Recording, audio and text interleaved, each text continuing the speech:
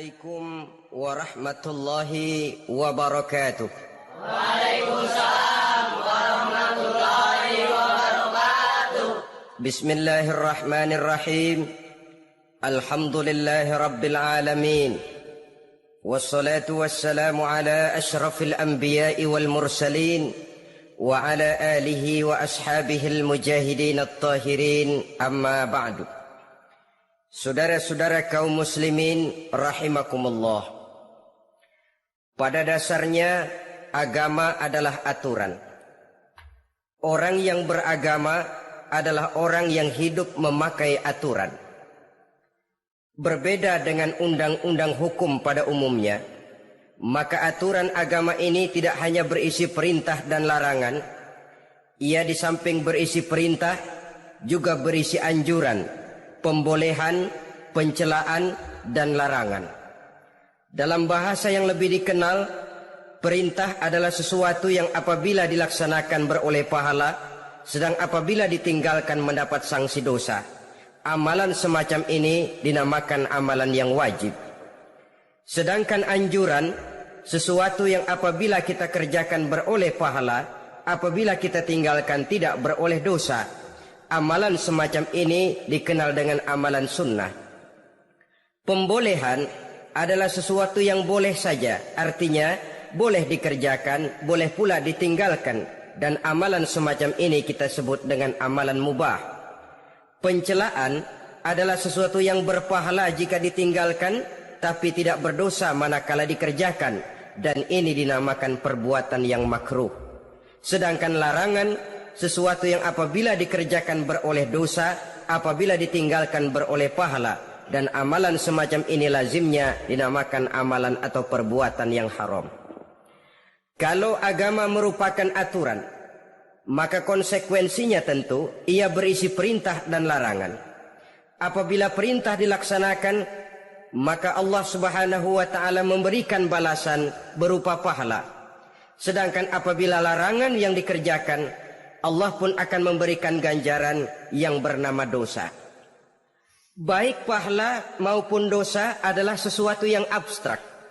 Sesuatu yang tidak nampak, tidak kelihatan oleh pandangan mata yang zahir. Itu sebabnya barangkali di zaman materialistis seperti sekarang ini, orang kurang tergerak mengejar pahala dan malah kadang-kadang terangsang untuk berbuat dosa. Karena pahala dan dosa sesuatu yang tidak kelihatan oleh pandangan mata yang zahir ini. Namun sungguh pun demikian, pahala dan dosa bisa mendatangkan kebahagiaan atau kegelisahan batin. Bersabda Rasulullah sallallahu alaihi wasallam, "Iza sarratka hasanatuka wa sa'atka sayyi'atuka fa anta mu'min." Apabila perbuatanmu yang baik menyebabkan engkau bahagia, apabila perbuatanmu yang baik menyebabkan engkau gembira, dan perbuatanmu yang jahat menyebabkan engkau jadi susah, itulah tanda bahwa di hatimu masih ada iman. Artinya, belum tentu orang yang berbuat baik merasa bahagia dengan kebaikan yang dikerjakannya. Dan tidak selamanya orang yang berbuat jahat sanggup menyesali perbuatan jahatnya. Oleh karenanya, apabila iman masih ada, apabila hati masih hidup, perbuatan yang baik menyebabkan orang gembira, perbuatan yang jahat menyebabkan orang susah dan gelisah hatinya. Ini mengandung pelajaran. Sekali kita berbuat baik, jangan sekali-kali menyesali kebaikan itu. Sebaliknya, satu kali kita melakukan kesalahan, hendaknya selalu menyesalinya. Kadang-kadang dalam kehidupan, karena orang tempat kita berbuat baik itu rupanya membalas air susu dengan air tuba, kita lalu menyesali kebaikan. Lahirlah kata-kata, nyesal saya nolong dia. Ibarat pepatah katanya, nolong anjing kejepit. Waktu kejepit setengah mati kita tolongin, begitu selesai dia dari kejepitnya malah kita digigitnya. Saudara hadirin yang saya muliakan, dalam kehidupan sehari-hari barangkali ini kena filsafat yang disebut dorong mobil mogok. Ketika mobil mogok setengah mati kita dorong, begitu mesin hidup ditinggalkannya kita di belakang. Sesungguhnya perbuatan kita yang baik tidak harus disesali, karena disesali atau tidak toh perbuatan itu sudah kita lakukan. dan penyesalan atas segala kebaikan hanya akan mengurangi nilai pahala kebaikan itu sendiri. Berbahagialah apabila berbuat baik, walaupun orang yang kita melakukan kebaikan membalasnya dengan kejahatan. Menyesalah apabila berbuat kesalahan, apabila melakukan dosa, karena itu pertanda nilai iman yang masih hidup dalam jiwa kita. Saudara-saudara kaum muslimin yang berbahagia, jadi sungguh pun pahala dan dosa sesuatu yang abstrak, efeknya jelas dia mendatangkan kebahagiaan atau membawa kepada kegelisahan batin di dalam kehidupan manusia. Orang di zaman materialis kurang terangsang berbuat pahala dan terdorong melakukan dosa. Kenapa? Karena pahala tidak kelihatan, dosa tidak nampak. Kalau pahala kelihatan, barangkali nggak kuat kita mikul pahala. Kalau dosa benjol, umpama tiap bikin dosa palanya benjol, barangkali sudah nggak karu-karuan kepala kita. Baik pahala, baik dosa, sesuatu yang tidak nampak oleh pandangan mata zahir, tapi yang punya efek dalam kehidupan ini. Orang yang banyak pahalanya dengan orang yang banyak dosanya, kalau dia berjalan barangkali sulit kita membedakan. Tapi efeknya dalam kehidupan ini jelas adanya. Sesuatu yang bernama pahala kita perlukan, karena hidup tidak berhenti hingga di sini. Sesuatu yang bernama dosa harus kita hindarkan, karena ada kelanjutan sesudah hidup yang sekarang ini, kehidupan dari satu pertanggungan jawab. Itu sebabnya Imam Ghazali dalam bahasa yang indah sekali berpesan, "Jaddidis safinah fa innal bahra amiq, wa khuziz zad fa innas safara ba'id." Perbarui selalu kapalmu, rawat, jaga baik-baik, dandani kapalmu, fa innal bahra amiq, karena sesungguhnya lautan ini sangat dalam. Satu bahasa yang indah dari tamsil terhadap kehidupan. Perbaiki kapalmu karena lautan ini sangat dalam. Artinya jaga baik-baik hatimu, pelihara iman dan keyakinanmu, karena hidup ini bagaikan gelombang lautan. Tempo-tempo air tenang, tempo-tempo ombak menggila dan menggunung. Jaga iman baik-baik karena hidup penuh dengan cobaan dan ujian. Itu maksudnya. Wa khuzizat fa inna safara ba'id, dan bawa bekal yang banyak karena perjalanan hidup ini sangat panjang. Perjalanan ini sangat jauh. Kita kalau pergi keluar kota tentu saja membawa bekal. Makin jauh kota yang akan kita tuju, makin banyak bekal yang harus kita bawa. Alangkah sengsaranya manusia apabila dia akan pergi ke satu kota yang jauh, modalnya cuma nekat. Bagaimana nanti di sana sajalah. Tidak membawa bekal sebagaimana yang sewajarnya. Hal yang semacam ini senangnya sih belum tentu, keblangsak dan susahnya sudah kebayang. Itu dalam kehidupan di dunia ini. Bagaimana kalau sudah bicara tentang kehidupan yang akan datang? Karena sesungguhnya hidup ini merupakan satu perjalanan yang sangat panjang. Sejak kita tinggal di alam arwah, pada saat jasad belum lagi diciptakan Allah, ruh sudah diciptakannya lebih dahulu. Sampai kemudian kita pindah ke alam rahim, alam kandungan ibu. Untuk kemudian berpindah kepada kehidupan dunia. Dari dunia ini kita pindah ke alam barzakh. Di sana tinggal kita 100 tahun mungkin, 100.000 tahun mungkin, 1 juta tahun mungkin, menunggu saat datangnya kiamat. Lalu dari alam barzakh pindah kita ke alam akhirat, satu perjalanan yang sangat panjang. Alangkah malangnya, alangkah sengsaranya, jika tahu kita begitu panjangnya perjalanan hidup ini, tidak ada bekal yang kita bawa. Artinya kesengsaraan, kesulitan yang bertali-tali sudah jelas akan menimpa kita. Kalau pergi kita keluar kota membawa bekal uang, membawa bekal makanan, apa bekal yang mesti kita bawa? Apabila kita kembali ke alam barzakh, kembali ke alam kubur, berkumpul di padang mahsyar di akhirat nanti. Nasi yang mau kita bawa, uang yang mau kita bawa, tentu tidak lagi. Karena kehidupan materialis selesai di atas liang lahat. Bila masuk kita ke liang lahat, disitulah pahala dan dosa memegang peranan yang sangat penting. Maka pada pertemuan malam ini, kita akan bicara tentang pahala dan dosa itu. Saudara-saudara kaum muslimin rahimakumullah. Yang dinamakan pahala, kata Imam Ali Al-Jurjani dalam kitab At-Ta'rifatnya, ma yastahiqqu bihi rahmatu wal maghfiratu minallahi ta'ala. Sesuatu yang pelaksananya berhak untuk mendapat rahmah dan ampunan dari Allah. Dengan kata lain, nilai pahala adalah akibat dari perbuatan-perbuatan di dalam melaksanakan perintah dan anjuran yang ada di dalam kehidupan agama. Apabila perintah dan anjuran kita laksanakan, nilai pahala itu lalu datang. Nah, nilai pahala dalam Islam, menurut konsepsi Quran, Allah menjelaskan, man jaa bil hasanati falahu asyru amsalihha. Barang siapa yang datang membawa satu kebajikan, barang siapa yang melaksanakan satu kebaikan, maka dia akan mendapat balasan 10 kali dari kebaikan yang dikerjakannya.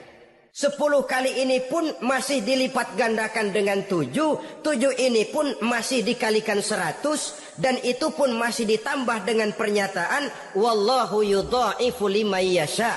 Allah masih akan melipat gandakan perbuatan baik seseorang yang dikehendakinya. Itulah nikmatnya dalam Islam.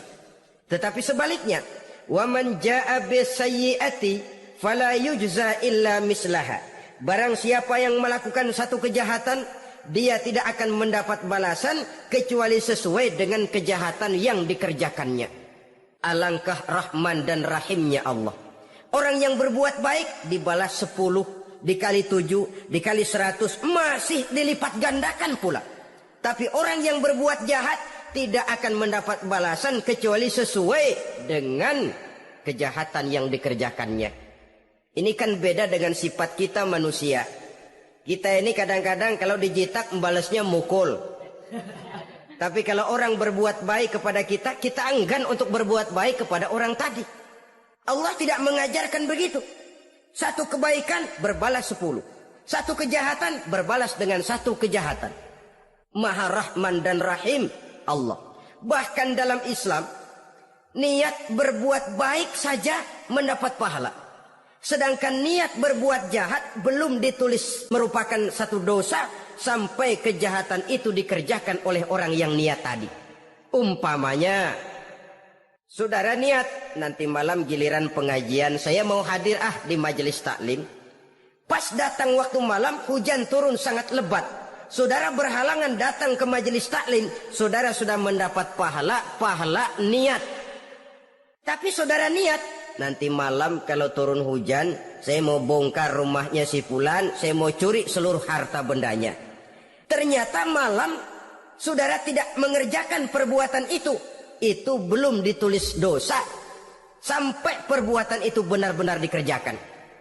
Tapi lalu jangan macam-macam. Kalau begitu niat aja yang baik, biar nggak usah dikerjain. Niat aja pengen ngaji walaupun tidak ada niatan untuk ngaji. Allah lebih tahu tentang apa yang terdetik di dalam hati sanubari kita. Itulah sebabnya sangat dianjurkan orang untuk melakukan segala macam kebajikan.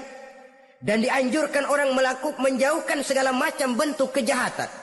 Karena dia akan berefek melahirkan dosa dan pahala. Dosa dan pahala itulah alat untuk memperoleh kebahagiaan di alam kubur, di padang mahsyar, sampai di akhirat nanti. Di dunia ini mungkin segalanya bisa kita beli dengan yang namanya uang. Keamanan kita bisa menyewa petugas untuk menjaga rumah kita. Kendaraan yang mewah bisa kita beli. Udara yang sejuk bisa kita ciptakan. Siapa banyak uang dia raja. Mungkin itu di dunia. Tapi bisa apa uang kalau kita sudah masuk ke alam kubur? Bisakah munkar nakir kita sogok? Udah karkir, jangan nanya nih, cepet. Bisakah malaikat azab menyingkir dengan uang semir? Ternyata tidak. Untuk memperoleh kebahagiaan di sana, nilai pahala. Kesengsaraan akan kita dapat kalau kita banyak menumpuk dosa. Oleh karena itu jangan beranggapan, pahala nggak kelihatan, dosa juga nggak kelihatan, biarin saja.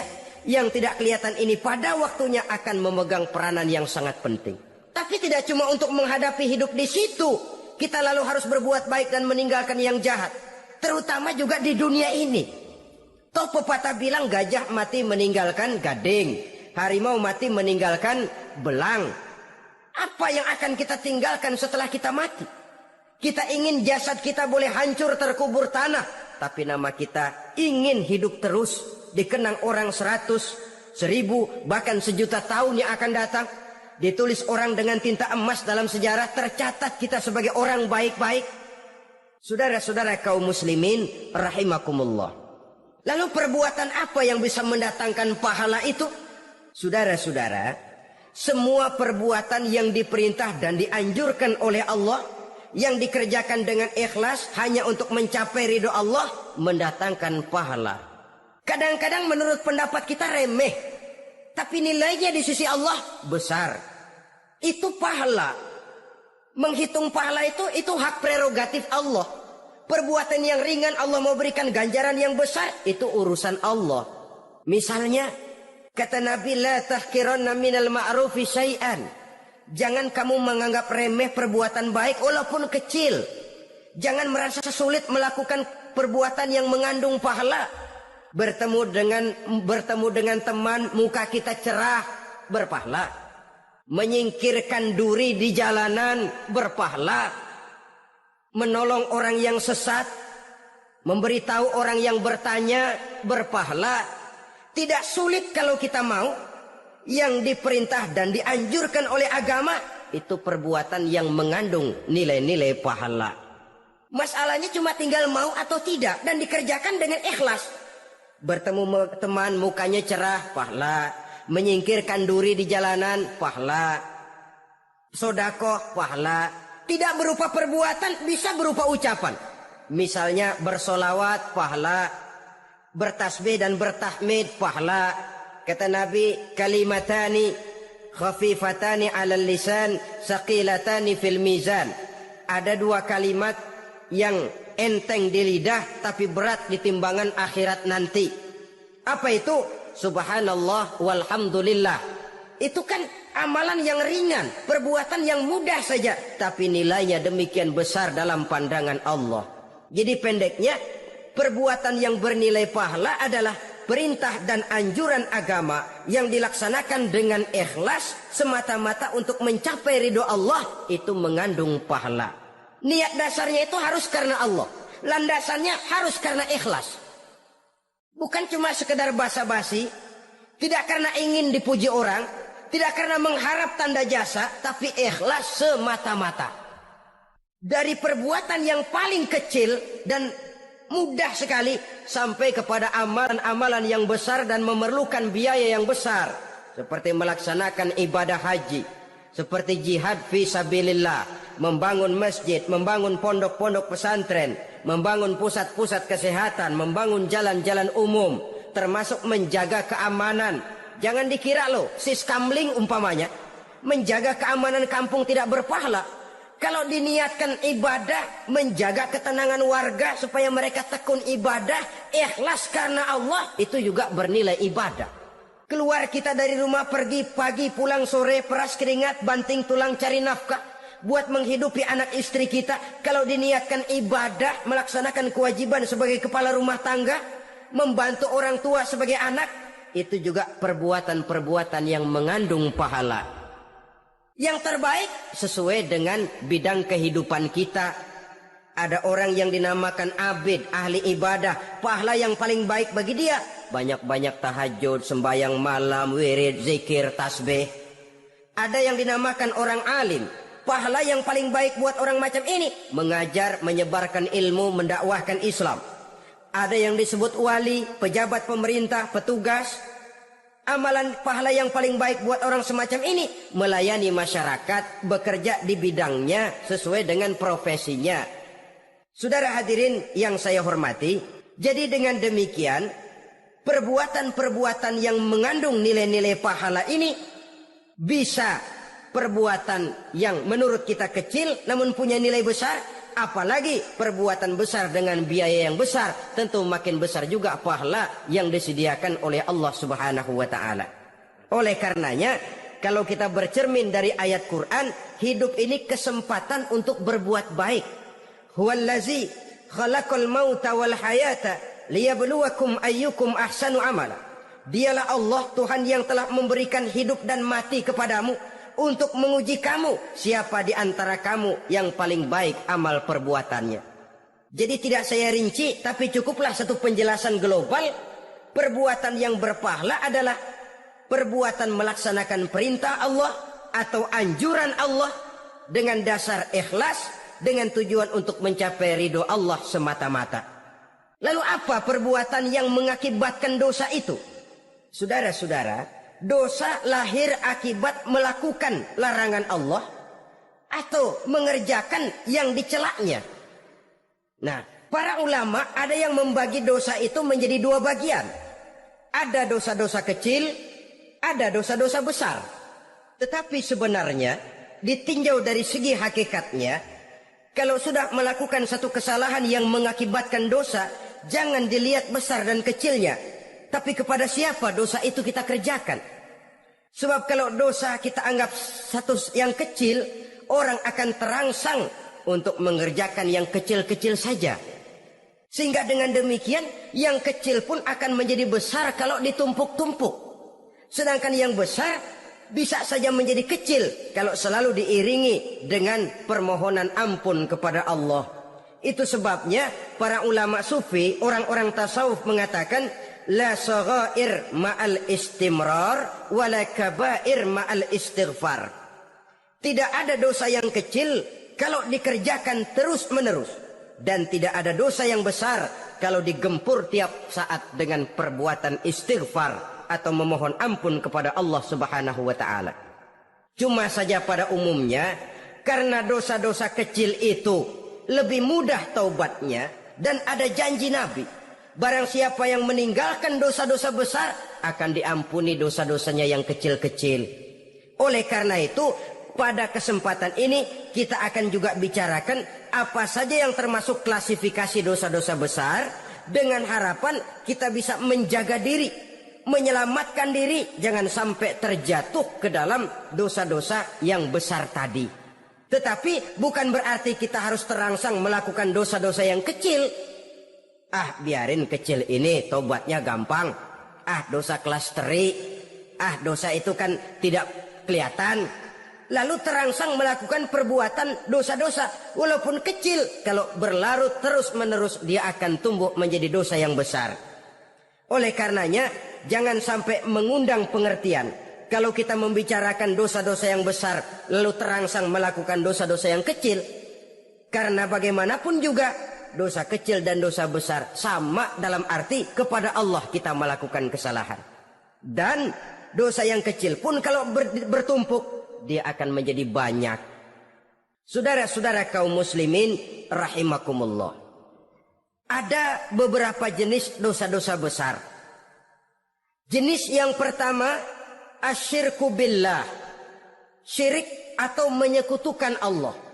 Dari sekian deretan dosa-dosa besar, syirik ini merupakan bapak moyangnya dosa. Dedengkotnya dosa itu syirik, menyekutukan Allah. Bahkan dosa yang lain Allah masih mau mengampuni. Tapi kalau sudah syirik, menyekutukan Allah, itu sudah satu dosa yang tidak berampun sama sekali. Oleh karena itu tepat pesan Imam Ghazali tadi. Jadi di safinah fa innal bahra amik. Jaga iman, pelihara akidah, dandani kapal. Karena hidup ini gelombang lautan sangat dalam, hidup banyak cobaan. Di dalam hidup di zaman sekarang ini, saudara bisa perhatikan, di mana tensi ekonomi tinggi, lapangan kerja sulit, persaingan hidup makin tajam, sifat egois dan individualis tumbuh di mana-mana, rasa solidaritas sosial menurun, sifat gotong royong musnah, orang mudah potong kompas, potong jalan, ingin cepat kaya, ingin cepat naik pangkat, ingin dapat kedudukan. Kadang-kadang akidah pun terjual, akidah pun musnah, jatuh ke jurang syirik pun tidak jadi soal. Itu yang kita khawatirkan. Kalau dosa-dosa yang lain Allah masih mau mengampuni, tapi kalau sudah jatuh kepada syirik, Allah sama sekali tidak akan memberikan ampun. Dalam kaitan dengan ini barangkali tepat sinyalemen Imam Ali itu. Andai kata kemiskinan merupakan satu kepribadian, saya akan membunuhnya lebih dahulu. Artinya memang kemiskinan ini sering mendorong orang kepada jurang kemusyrikan. Tidak tahan menghadapi godaan perut akibat tensi ekonomi yang tinggi, lapangan kerja yang sulit. Iman pun jadilah ditukar dengan 3 liter beras. Akidah pun jadilah dibarter dengan 3 bungkus supermi, dengan pakaian bekas, dengan obat-obatan. Tidak jadi soal baginya mengejar kebahagiaan yang relatif singkat dengan mengorbankan kebahagiaan yang abadi. Persis ibarat pepatah, nyari jarum kampak hilang. Mencari sesuatu yang kecil, yang besar jadi sia-sia. Membela perut, mengorbankan akidah. Na'udzubillah summa na'udzubillah. Saudara-saudara kaum muslimin rahimakumullah. Ini fakta. Ini kenyataan. Dan hal semacam ini tidak bisa diatasi cuma dengan ceramah, simposium, diskusi, seminar. Apalagi Nabi berpesan, solahu ummati bil ilmi wal mal. Umatku hanya bisa menjadi baik akidahnya dengan ilmu dan harta. Itu bahasa Nabi. Kalau bahasa kita sekarang, dengan ekonomi dan pendidikan. Ilmu, pendidikan, ekonomi, harta. Tanpa itu sangat besar kemungkinan kita bisa menjual akidah terjerumus di lembah kemusyrikan. Maka terutama kepada saudara-saudara saya, muslimin yang terpencil jauh dari kota-kota besar, yang kadang dalam kehidupan seharinya imannya sering digoda oleh supermi, akidahnya sering ditantang oleh pembagian beras, pakaian-pakaian bekas, obat-obatan dan sebagainya. Jaga dan bentengi akidah kita. Lebih baik nyawa berpisah dari badan, asal iman jangan berpisah dari hati. Kepada adik-adik saya para remaja, para pemuda di kota-kota besar, yang iman dan akidahnya sering ditantang dengan minuman-minuman keras, fasilitas-fasilitas yang menghanyutkan, yang secara terarah dan praktis sedikit demi sedikit menggiring kita untuk keluar dari nilai-nilai akidah. Hati-hati, jaga baik-baik, sebab intan paling mahal, mutiara paling berharga, tidak lain nilai iman ini. Tergelincir kita daripadanya, jatuh ke lembah kemusyrikan, jatuh ke satu dosa yang teramat besar, yang Allah tidak akan pernah memberikan ampun lagi. Ini dosa besar yang pertama. Yang kedua, qatlun nafsi illa bilhaq. Membunuh orang tanpa alasan yang benar. Di zaman kesulitan ekonomi kadang-kadang orang mudah nekat. Tengok saja, kadang-kadang karena pasal uang 100-200 perak saja nyawa bisa melayang. Kadang-kadang karena urusan yang remeh, salah omong, salah ambil, salah ucap, salah pegang, nyawa bisa jadi melayang. Alangkah murahnya nyawa, seakan-akan kita yang punya. Padahal nyawa itu hak milik Allah. Tidak pantas kita merampasnya, tidak pantas kita menghilangkannya dari jasad seseorang. Oleh karenanya, membunuh orang merupakan satu dosa yang sangat besar. Jangankan kepada orang yang seakidah, orang yang lain akidah saja pun, kalau dia hidup berdamai, rukun, berdampingan, kita harus melindungi. Apatah lagi teman seakidah sendiri. Saudara-saudara kaum muslimin rahimakumullah. Pantas kalau Nabi menyatakan apabila dua orang Islam sudah saling berkelahi, berbunuh-bunuhan, al-qatil wal maqtul finnar. Yang membunuh dan yang dibunuh dua-duanya sama-sama masuk neraka. Sahabat heran, ya Rasul, kalau yang membunuh masuk neraka sih wajar, tapi yang terbunuh kok neraka juga, kenapa? Kata Rasul, sebenarnya dia juga cuma sudah niat untuk membunuh, cuma keduluan saja. Andai kata dia tidak terbunuh, tentu dia yang akan membunuh. Saudara-saudara kaum muslimin rahimakumullah, Islam sesuai dengan namanya adalah agama damai. Kita tidak boleh mencari-cari musuh, walaupun tidak boleh lari kalau bertemu musuh. Oleh karenanya, pantang seorang muslim menimbulkan benih keonaran, menjadi biang kerok buat lingkungannya. Sesuai dengan namanya, seorang muslim adalah seorang yang dalam hidup senantiasa berusaha menebarkan salam, menebarkan kedamaian, ketenangan dan ketentraman. Dengan prinsip musuh jangan dicari, bertemu pun jangan lari. Yang ketiga termasuk dalam kelompok dosa besar ini, surbul khamr, meminum minuman keras. Termasuk di dalam kata khamr ini ganja, morfin, narkotik. Sebab apa? Jenis minuman semacam itu tidak hanya merusak keadaan sekarang, tapi sekaligus merusak kehidupan yang akan datang. Kalau itu jatuh di tangan generasi muda, artinya kan merusak kehidupan masa depan daripada suatu bangsa. Karena apa? Remaja dan pemuda merupakan bentuk miniatur daripada kehidupan bangsa. Akan bagaimana warna umat Islam di Indonesia, bahkan akan bagaimana warna Indonesia 30, 40, 50 tahun yang akan datang, remaja sekarang jawabannya. Kalau remaja kita sekarang ini kerjanya cuma bisa nyekek botol, insya Allah bangsa Indonesia 30-40 tahun yang akan datang akan tumbuh menjadi bangsa teler. Tidak banyak yang bisa kita harapkan.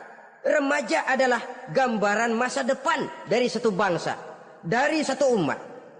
Dan remaja itu di dalam dirinya secara fitrah terkumpul semua bakat, terdapat semua kemungkinan.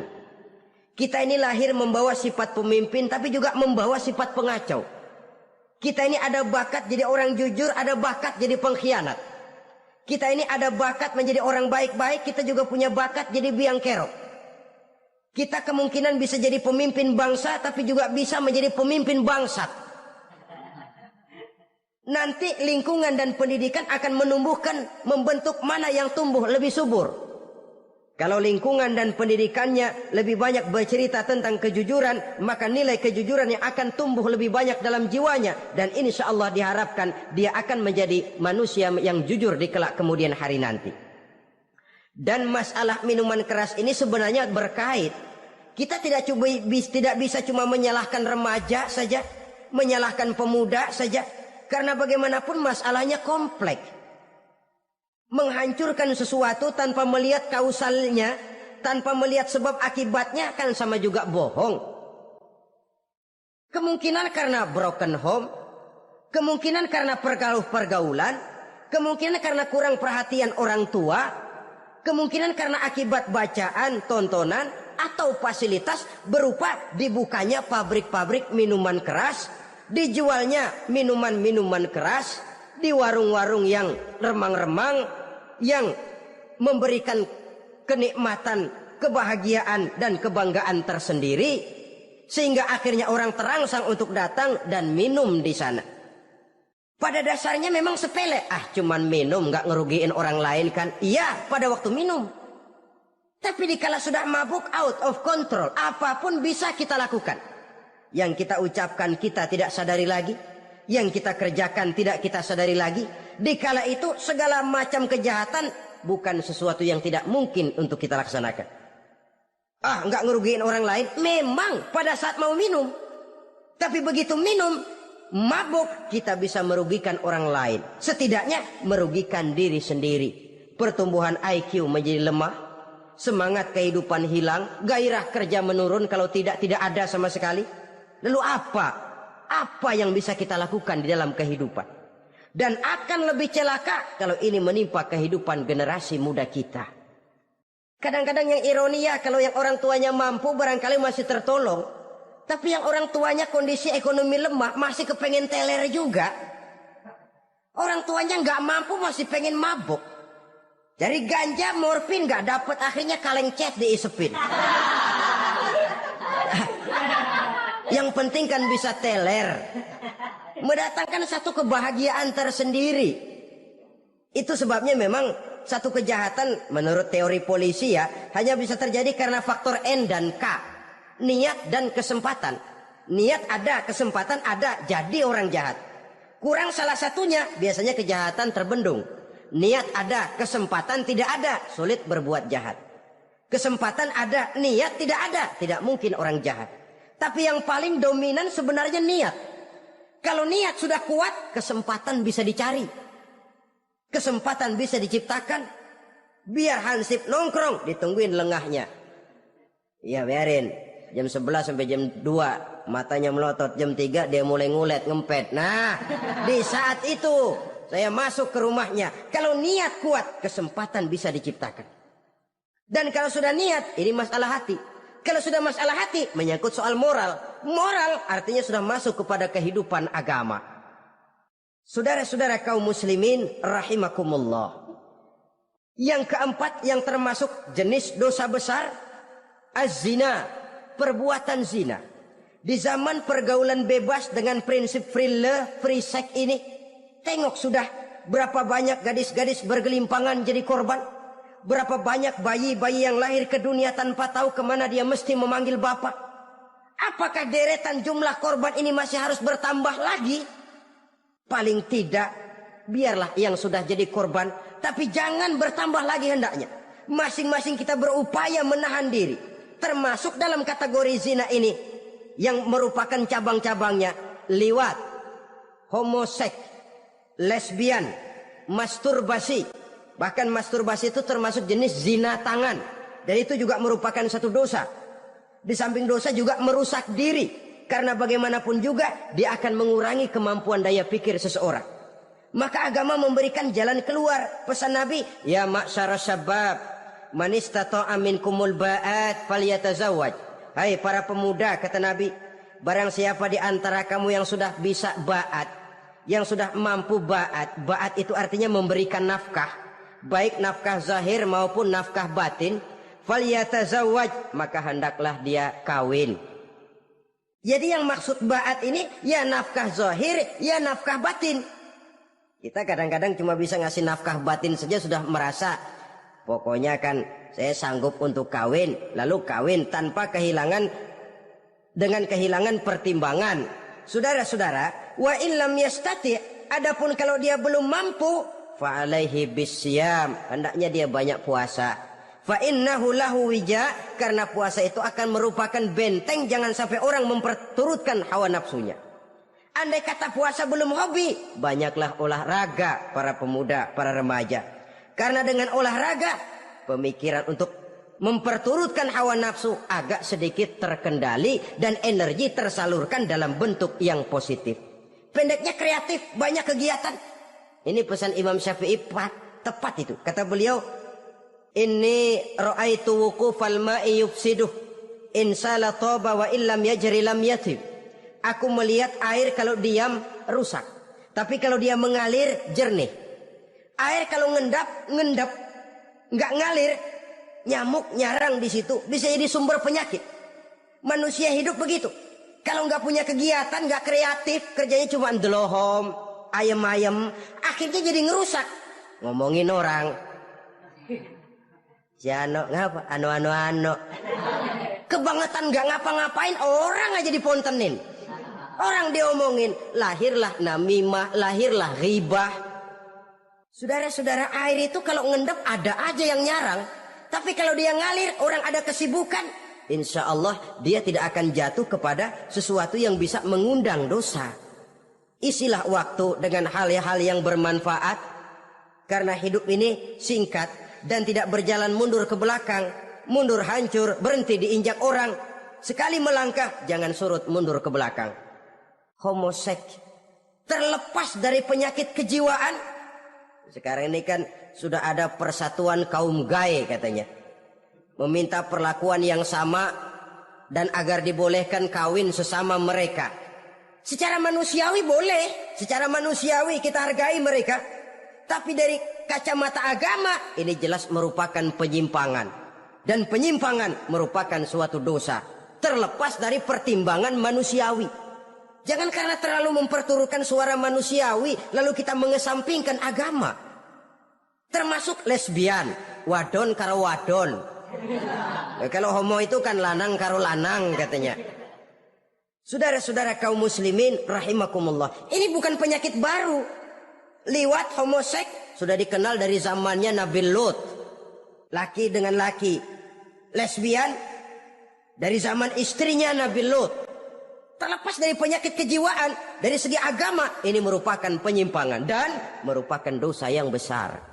Yang kelima, yang termasuk jajaran dosa kelas kakap, qazful mu'minina wal mu'minat, menuduh orang mukmin yang baik-baik, laki atau perempuan, melakukan perbuatan zina sehingga hancur namanya di masyarakat. Ini merupakan satu perbuatan dosa yang sangat besar dan sangat dimurkai oleh Allah.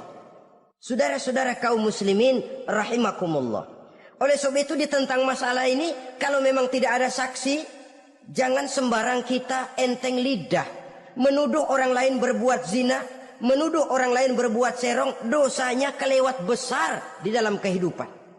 Karena apa? Mencari harga diri itu berat, memelihara kehormatan diri jauh lebih berat. Satu kali orang dihancurkan namanya di masyarakat, dia akan terisolir jadinya. Oleh karenanya, berlindung kita kepada Allah, jangan sampailah dihinggapi oleh sifat ini. Karena sentimen kita kepada seseorang, karena hasad kita kepada seseorang, tidak senang melihat orang lain lebih maju, lalu lidah ini seenaknya saja mengucapkan kata. Padahal sanksi dan resikonya sangat besar. Yang kita tuduh barangkali mendapat pahala dari Allah. Kita sendiri yang menuduh tanpa saksi, tanpa alasan yang benar, mendapat dosa yang sangat besar. Saudara-saudara, memang kadang-kadang aneh dalam hidup ini. Seorang pelacur biasanya bisa menjaga mulutnya di masyarakat, kata-katanya baik, sopan. Kenapa? Karena mulut yang satu sudah tidak terjaga. Kita kadang-kadang kehormatan bisa kita jaga, tapi mulut tidak terkontrol. Ngomong saenake dewe, bikin orang mangkel, kesal, fitnah sana, fitnah sini, menghancurkan nama baik orang, ngomongin yang macam-macam. Bagai-bagai macamlah caranya. Saudara-saudara kaum muslimin yang berbahagia. Jadi dengan demikian, menuduh orang lain berbuat zina, sedangkan orang itu tidak pernah melakukannya, ini termasuk satu dosa yang sangat besar di dalam kehidupan ini. Yang keenam, al-'aqu bil walidain, durhaka kepada ibu bapak. Seorang anak, bagaimanapun banyak nilai ibadahnya, banyak kebaikan di masyarakat, menyandang berbagai macam gelar, pangkat dan jabatannya tinggi, tapi kalau sudah durhaka kepada kedua orang tuanya, alamat hidup tidak lagi membawa keberkahan. Dan itu dosa yang sangat besar. Sampai Nabi sabdakan, ridho Allah ada di dalam keridhaan ibu bapak, murka Allah pun ada di dalam kemurkaan ibu dan bapak. Walaupun belum tentu setiap kita orang tua, tapi yang jelas setiap kita adalah anak. Dan setiap anak punya ibu dan bapak. Jangan sampai kacang lupa kepada kulitnya. Saudara-saudara kaum muslimin rahimakumullah.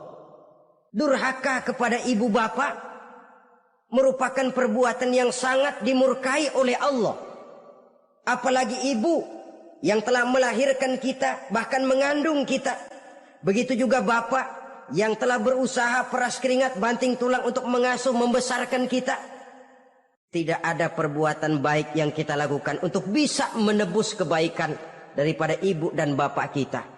Setidaknya kalau belum bisa berbuat baik kepadanya, kepada keduanya, janganlah menyakiti hati keduanya. Itu saja dulu yang harus dijaga. Kadang-kadang sudah berbuat baik enggak, nyakitin melulu. Sudah nyenangin belum bisa, saban sehari nyakitin saja. Padahal kedua orang tua itu doanya manjur, sebagaimana sumpahnya juga bisa jadi kenyataan. Dan sering bahkan menjadi kenyataan. Sampai ibu bapak sudah wafat, sudah meninggal sekalipun, kewajiban berbakti masih harus terus dilakukan oleh seorang anak. Lalu yang ketujuh, at-tawalli yaumaz zahfi, berpaling pada hari pertempuran. Orang sedang sibuk-sibuk menghadapi musuh, maksudnya berjuang membela agama ini, dia lari menyelamatkan diri. Pengecut, mental munafik. Ayo, kalau demi agama, mari kita maju ke depan. Allahu Akbar. Yang besar Allah, yang lain kecil semua. Maju. Orang lain maju serentak, dia mundur jauh ke belakang. Mental munafik, mental calo istilah sekarang ini. Oh itu calo, mental calo. Tuhan gedek banget itu. Coba ya, calo itu paling sibuk nyuruh penumpang naik. Tapi sementara penumpang naik sampai ke tempat tujuan masing-masing, calonya nggak kemana-mana, diem aja di situ. Cuma orang aja disuruh naik. Saudara-saudara, kerja bakti, orang turun ke comberan, dia naik ke tempat tidur. Mundur di hari pertempuran, menyebabkan orang lain gugur, dia sendiri menyelamatkan diri. Mental pengecut, mental munafik, itu merupakan dosa yang sangat besar. Saudara-saudara kaum muslimin rahimakumullah. Itu sebabnya agama itu memerlukan keberanian. Memang, tapi bukan keberanian yang tanpa perhitungan. Sebab berani tanpa berhitung namanya berani babi. Kita berani kalau benar, kita harus takut kalau salah. Jangan dibalik. Salah berani, nekat namanya. Benar takut, pengecut namanya. Orang yang pengecut adalah orang yang takut membela kebenaran. Orang yang nekat sesungguhnya udah salah nggak malu lagi. Udah salah nekat lagi. Merasa rugi berbuat kebaikan, puas kalau berbuat kejahatan. Padahal Nabi pesan, siapa yang berbuat dosa sambil tertawa, nanti dia akan masuk neraka sambil menangis. Karena itu dipesan pula di dunia ini, sering-seringlah mencuci mukamu dengan air mata taubat. Cuci lidahmu dengan zikir kepada Allah. Bersihkan hatimu dengan air ikhlas. Saudara-saudara kaum muslimin rahimakumullah. Kan ada toh orang berbuat baik nggak gembira, tapi berbuat jahat malah puas. Atau sama saja orang lain berbuat baik, hatinya kesel. Orang lain berbuat jahat, dia malah mendukung. Atau orang lain tergelincir berbuat jahat, dia malah girang. Ini kan tidak objektif.